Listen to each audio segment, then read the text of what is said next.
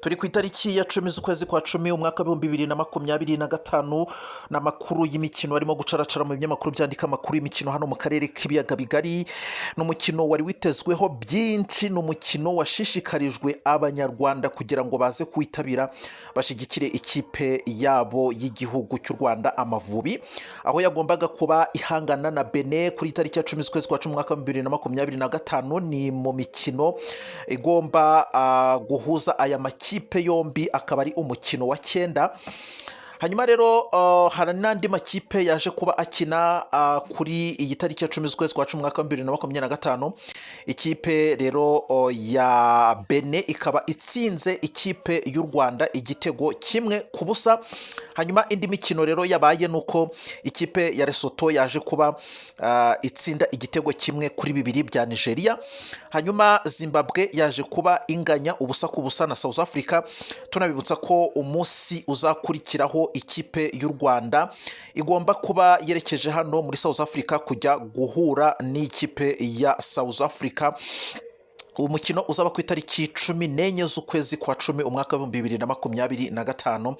Hanyuma rero bikaba bishatse kuvuga ko ikipe ya Benin ije ku mwanya wa mbere ku rutonde rw'agateganyo, hanyuma ikipe ya South Africa nayo ikaba ije ku mwanya wa kabiri n'amanota 15. Tujya kuba tubigura kwa kantu kandi kisabwa no gukomeza kubana nanjye, hanyuma ndaza kuba nkubwira n'abakinyi umutoza amurushe yaje kuba yifashisha kugira ngo iyi kipe y'igihugu cy'u Rwanda Amavubi ibashe kuba ihangana hano kuri stade Amahoro n'ikipe ya Benin. Hanyuma rero no ku ruhande rwa Benin naho abakinyi baje kuba bifashishwa kugira ngo babashe kuba babona intsinzi y'iki gitego 1 bakuye hano mu Rwanda. Hanyuma rero kinyi wagitsinze ndetse no ku munota cyagiriyemo. Nukongera kwibukiranya rero nkuko bikomeza kugenda bigaruka mu nyamakuru bigiye bitandukanye, nta kindi kiriho cyari kiri kuvugwa nuko u Rwanda rwagombaga gukora ibishoboka byose rukaba rwatsinda uyu mukino kugira ngo rubashe kuba rwigira imbere ku rutonde rw'agateganyo, ariko siko bigenze kuko nkuko bikomeza kugenda bigarukwa mu binyamakuru bigiye bitandukanye. Murabyibuka neza ko icyo gihe ari ku itariki ya 15 z'ukwezi kwa 10 umwaka wa 2024. Icyo gihe u Rwanda rwatsinze ibitego 2-1 cya Benin. Hanyuma rero ngo ku itariki 9 z'ukwezi kwa 10 mu mwaka wa 2011 u Rwanda rwatsinze igitego 1 ku busa bwa Benin, ariko uyu munsi siko bigenze.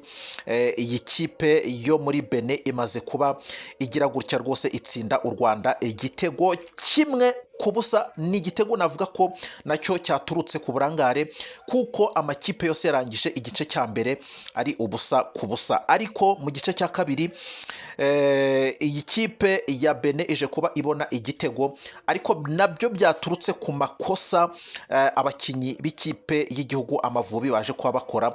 Hanyuma rero nta kindi aba barutahizamu b'ikipe ya Benin baje kugira gutya bahita abashiramo igitego, hanyuma igitego cya mbere cya Benin kiba kiranyoye kukishyura rero muri iyi minota ya nyuma. Rero byari kuba bigoranye cyane kuko ntabwo byari gushoboka. Reka ngushimire kandi nkubwire ngo warakoze cyane kuduhema gukurikirana ibiganiro byacu. Hanyuma iyi ni Butterfly Media TV kugeza amakuru y'imikino hano mu karere k'ibiyaga bigari.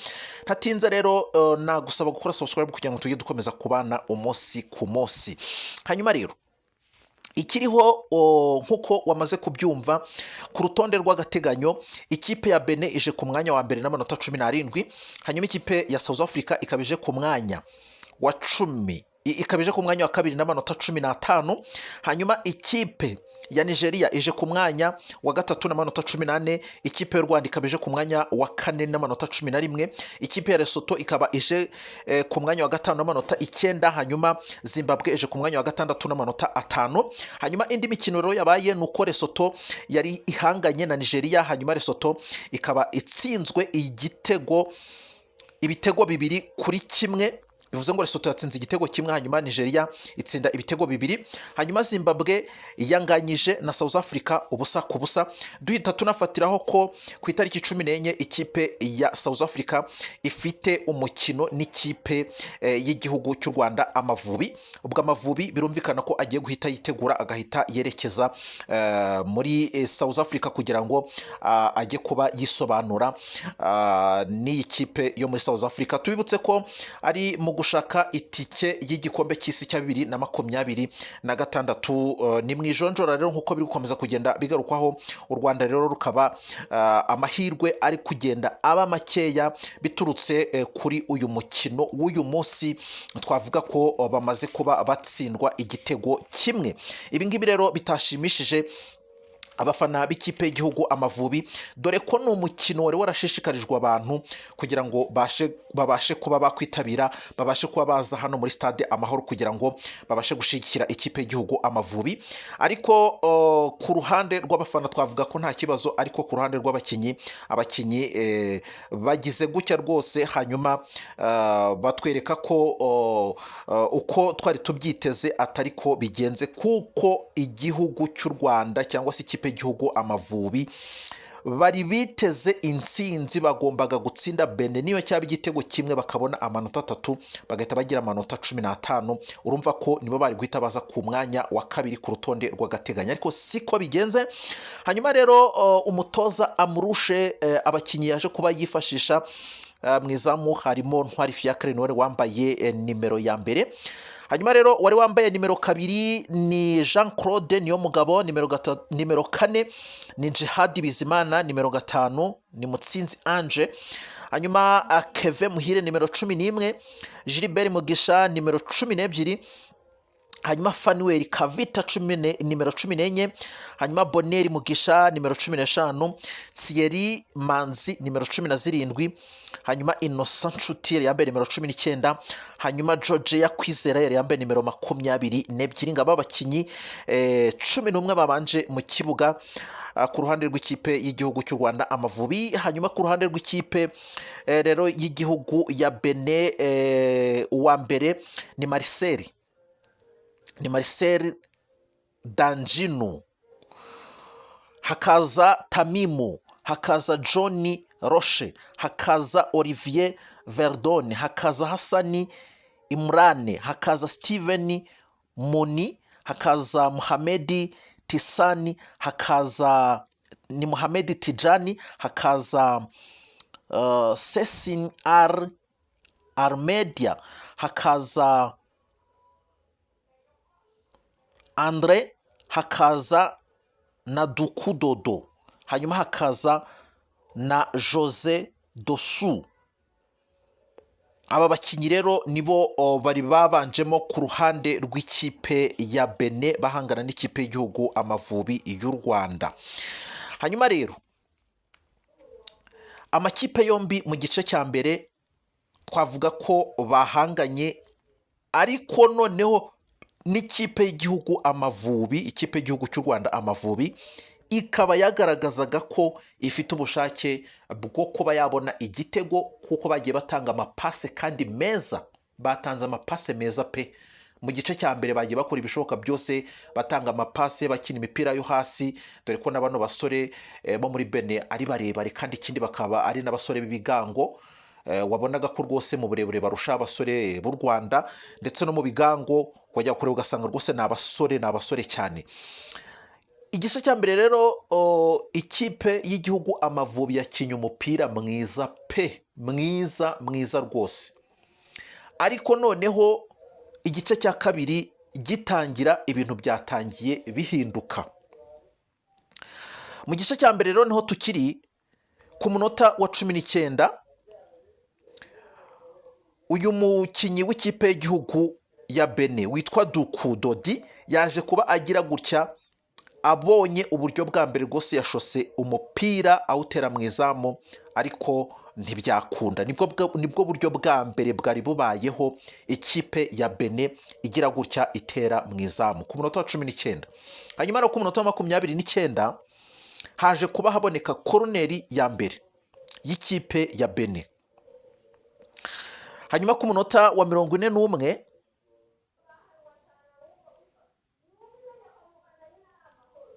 ikipe ya Benin bahushije igitego, aho n'ubundi bateye umupira, umunyezamu aza kuwukuramo arawufata. Ku munota rero wa 43 umutoza wungirije ahangaha kubera no gushyuha mu mutwe yaje kuba ahabwa ikarita ah, ni ikarita y'umuhondo yahawe, ariko biturutse kuko yashakaga gushaka n'ushaka gushyuha cyane mu mutwe, hanyuma rero nta kindi cyabayeho, bahise bamuha ikarita y'umuhondo. Byari biturutse kuki? Byari biturutse ku mukino aba bakinnyi b'ikipe ya Bene bari barimo bakina n'ikipe y'igihugu Amavubi.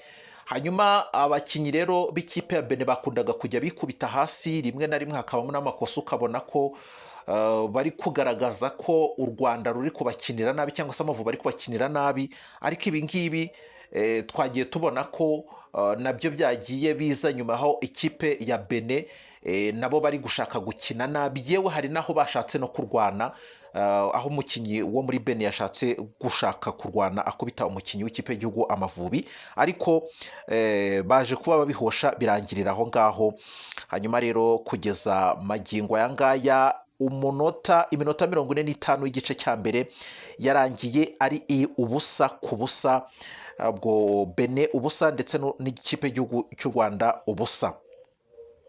Hanyuma rero igice cya kabiri gitangira ku munota wa 58 u Rwanda bari babonye igitego, ariko noneho baje kuba basifura umukinnyi w'u Rwanda ko yari yaraririye. Ubwo ni umusifuzi w'igitambaro ku ruhande yari yamaze kumanika igitambaro avuga ko umukinnyi w'ikipe y'igihugu Amavubi yaraririye. Ku munota rero wa 62 haje kuba haboneka koruneri y'ikipe ya Bene, hanyuma ku munota wa 71 haje kuba haboneka indi koruneri y'ikipe ya Bene, ku munota wa 77 haje kuba haboneka koruneri y'ikipe y'igihugu cy'u Rwanda Amavubi.